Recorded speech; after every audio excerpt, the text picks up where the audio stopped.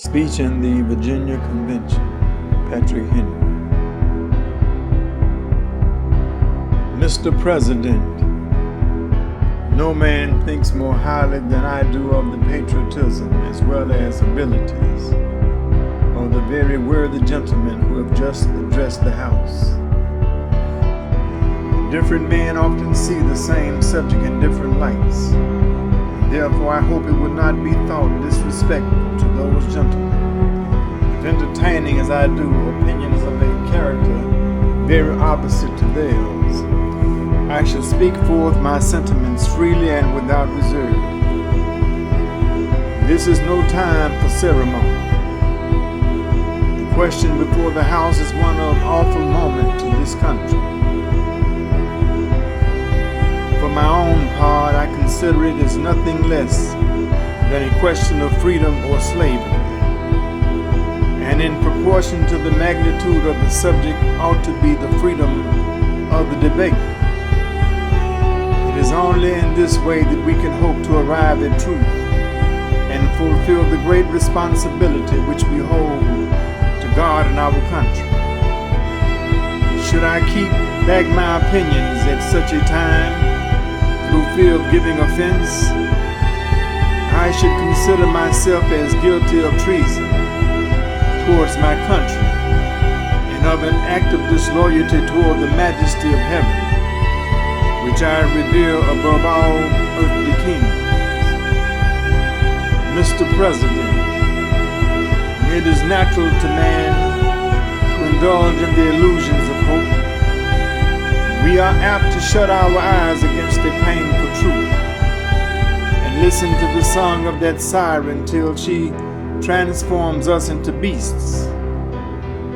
Is this the part of wise men, engaged in a great and arduous struggle for liberty? Are we disposed to be of the number of those who, having eyes, see not, and having ears, hear not, things which so nearly concern their temporal salvation? For my part, whatever anguish of spirit it may cost, I am willing to know the whole truth, to know the worst and to provide for it. I have but one lamp by which my feet are guided, and that is the lamp of experience.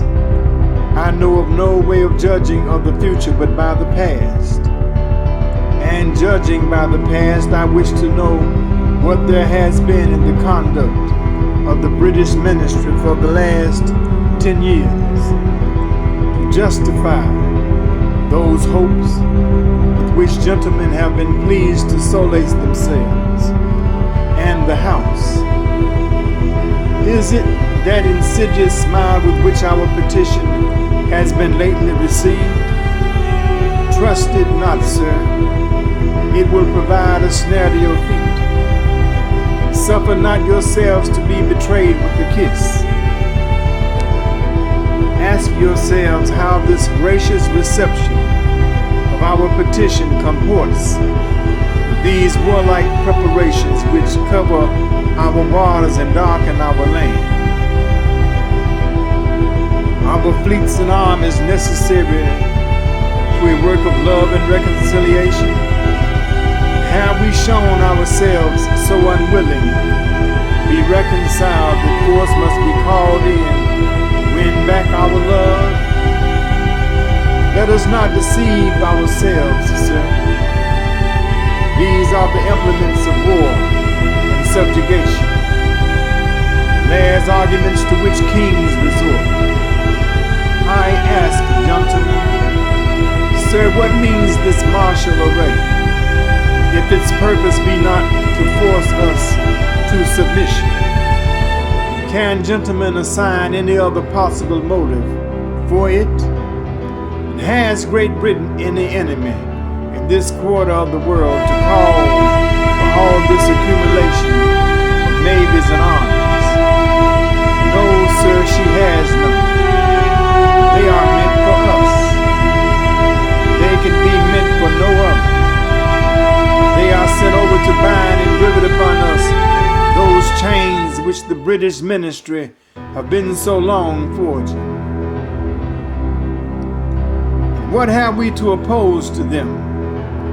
Shall we try argument? Sir, we have been trying that for the last 10 years. And have we anything new to offer upon the subject? Nothing. We have held the subject up in every light of which it is capable, but it has been all in vain. Shall we resort to entreaty and humble supplication? What terms shall we find which have not already been exhausted? Let us not, I beseech you, sir, deceive ourselves. Sir, we have done everything that could be done to avert the storm which is now coming on. We have petitioned, we have remonstrated, we have supplicated, we have prostrated ourselves before the throne, and have implored its interposition to arrest the tyrannical hands of the ministry and parliament. Our petitions have been slighted. Our remonstrances have produced additional violence and insult. Our supplications have been disregarded, and we have been spurned with contempt from the foot of the throne.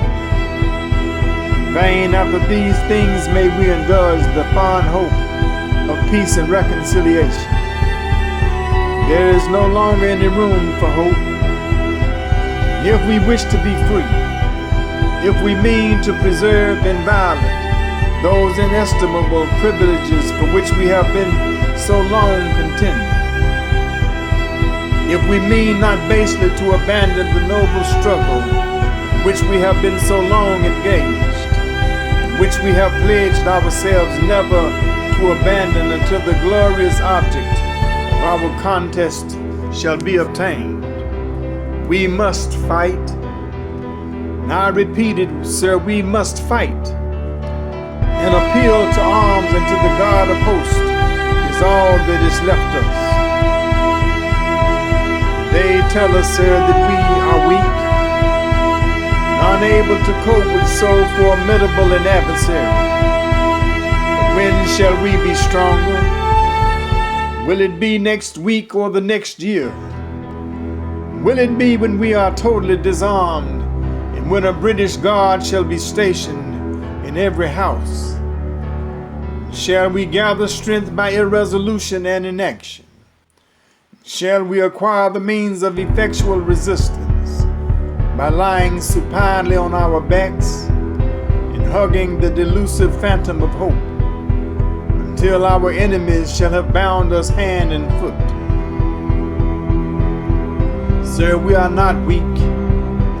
If we make a proper use of those means which the God of nature hath placed in our power, 3 millions of people armed in the holy cause of liberty, and in such a country as that which we possessed, are invincible by any force which our enemy can send against us. Besides, sir, we shall not fight our battles alone. There is a just God who presides over the destinies of nations, who will rise up friends to fight our battles for us. The battle, sir, is not to the strong alone. It is to the vigilant, the active, the brave. Besides, sir, we have no election. And if we were to base enough to deserve it, it is now too late to retire from the contest. There is no retreat but in submission and slavery. Our chains are forged. Their clanking may be heard on the plains of Boston. War is inevitable, and let it come. I repeat it, sir, let it come. It is in vain, sir, to extenuate the matter. Gentlemen may cry peace, peace, but there is no peace. The war has actually begun. The next gale that sweeps from the north will bring to our ears the clash of resounding arms. Our brethren are already in the field. Why stand we here idle? What What is it that the gentlemen wish? What would they have as life so dear or peace so sweet as to be purchased at the price of chains and slavery? Forbid it, Almighty God. I know not what course others may take, but as for me, give me liberty or give me death.